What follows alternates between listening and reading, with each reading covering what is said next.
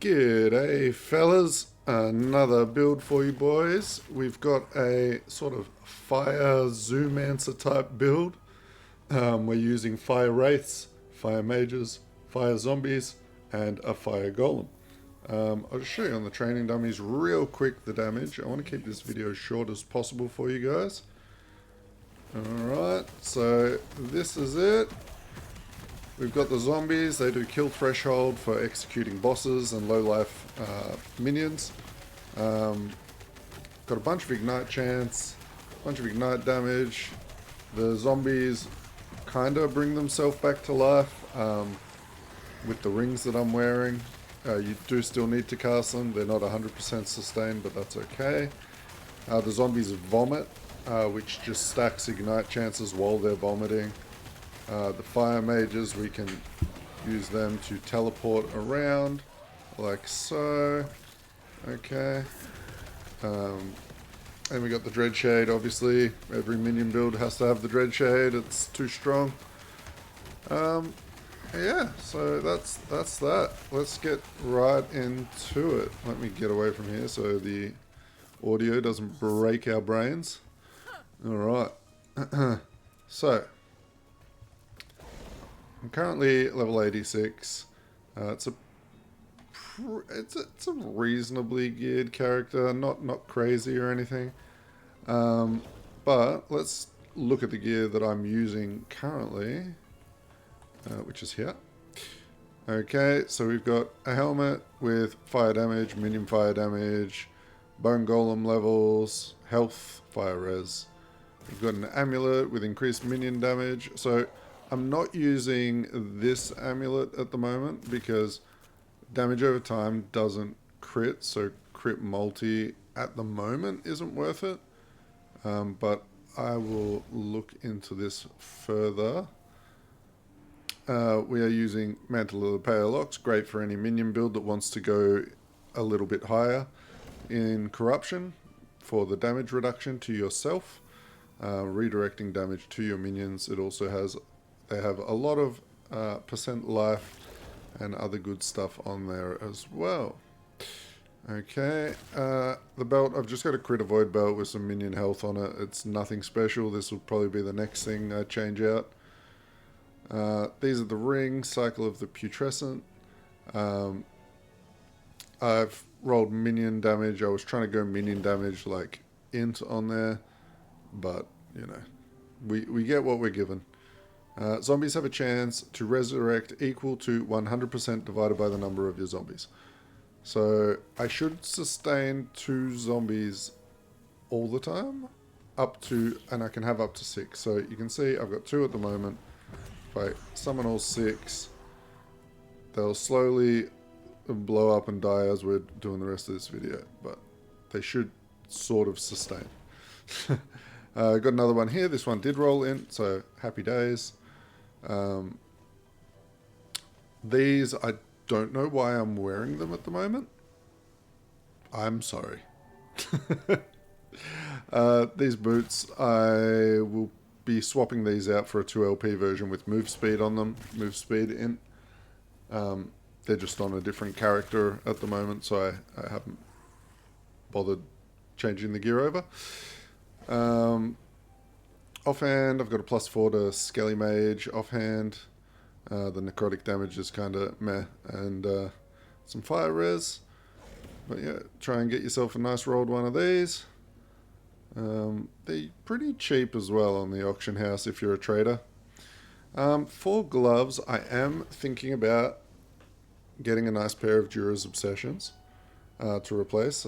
As you can see, I've been farming Jura to try and get a good pair, but still only the 1LPs, and we'll try and do some things on there. We can put, you know, damage over time or ignite and some other stuff, maybe some cast speed. So that's pretty much that for the gear. The idols are undecided except for 2, these ones. 57% chance to summon a Flame Wraith instead of a normal Wraith, so we always have Flame Wraiths. Yep, that's pretty much that. I think the rest of the stuff we will put into this tree is all going to be survivability. So whether that's ward or flat health, health percent, maybe some threshold, we'll work that out as we continue with this build. Okay, now let's go over the normal passives. So we start off here. We get the Forbidden Knowledge 8 out of 8, 1 in Mania, 5 in Dark Ritual, 1 Stolen Vitality, 5 in Unnatural Preservation, and then 1 in Soul Aegis, just for that little bit of extra armor. It's only a 1 point investment, why not? Then we go over to the Necromancer tree. We grab 8 out of 8 in Risen Army, 3 into Elixir of Hunger, 3 into Cursed Blood, 6 into Aegis Fall. You know, you could take this up to 8 if you wanted to and move some points around. That's all up to you guys.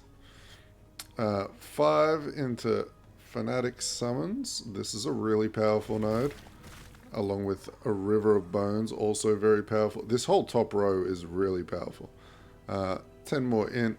Now, we're not really worried about the crit chance. This is more of the int node. We like int. Blade of the Forlorn. We've got some more stuff there.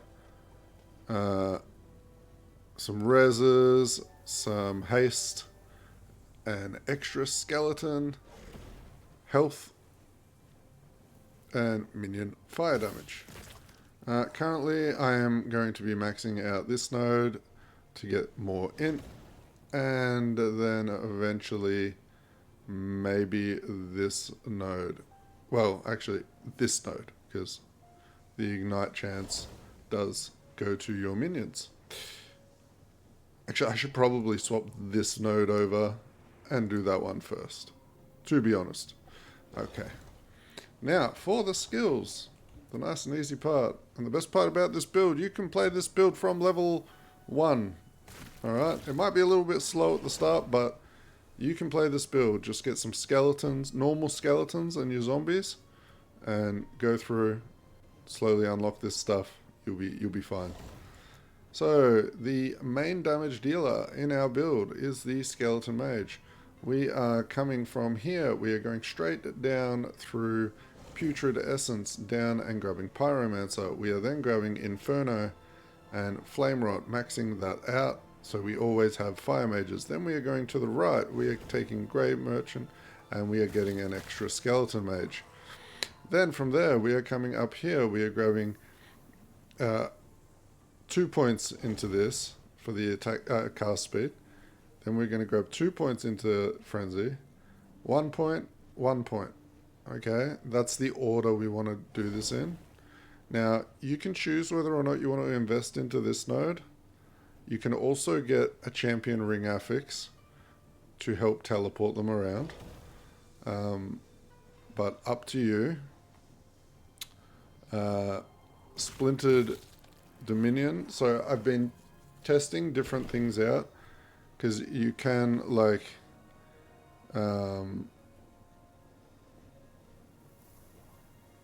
you could invest into, oh gosh, I've forgotten myself, but this gives 100% chance to fire 2 additional projectiles. So getting this effectively turns 1 mage into 3 mages.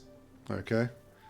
So it's very powerful. So we might only have like 5 to 6 mages, but they're all pretty much counting as 3 because of the extra projectiles. Okay, now zombies. Zombies. We are coming from here. We are going straight up north. We are going to grab this one, Kill Threshold. Because this is like just to help us with our bosses. Once a boss gets to 16% health, these zombies will murder them. The vomit that they do also will murder them. So this is just really powerful. Everyone should get this node on every build that uses zombies. Okay, then we're going to come down. We're going to change them to fire, make them vomit, get some armor shred. Happy days. Okay, I will have a fully fleshed out build planner. Obviously, I still haven't put all my points in, but the build planner will have everything in it. Now for the golem, we want to come from here. When you're starting out, Come down here first. Grab these. Alright? Give him some survivability. You don't want him dying while you're leveling. Then come up and bother with the fire stuff. Okay? Some people might not even want to bother with the fire stuff. Maybe you like having twin golems with the ivory golem. That's fine. You know? You can do whatever you want. Especially while leveling. Honestly, while leveling, I would probably take twin golems. Just to make it a bit more chill. Alright. Then we've got Dreadshade. Dreadshade, very important. Come down here. Spectral Presence, 2 points. 1 point into Lone Watcher. And from here, come down here. Increase cast speed, increase area, and increase damage. From there, you can grab the health, decay, necrotic damage, buff depending on their health, and mana efficiency, which I'm going to take up to here eventually. Okay. And Fire Wraiths, we take 1 here, 2 here, 1 here. Now we only have 2 Wraiths, and 2 here. We are going to max this out though. Okay. I actually shouldn't have put the points up here. So I'll be respecking that right in front of you. So that extra point will go down here. Okay. So once you've got that, your Wraiths are now permanent. And if you have the idols, they're also Fire Wraiths. Then we come up here, we grab the necrotic damage. You can grab the extra necrotic life leech. Grab the cast speed, flame wraith chance, plus 10% damage. Down here, mana cost, global crit chance, critical strike chance, and that's it. That's good for that. Okay,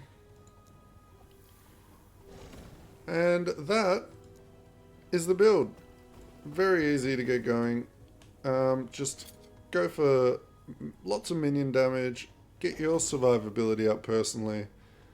With the blessings, just use the blessings that you want to use to get your survivability up. Take, resistance blessings, go grab the minion damage from Spire, grab crit avoidance, whatever you need from blessings. Adapt them to what you need, depending on your idols and gear, okay? And aside from that, thanks for watching. Drop me a like and a sub if you enjoyed the build, and I will catch you in the next one. Peace out.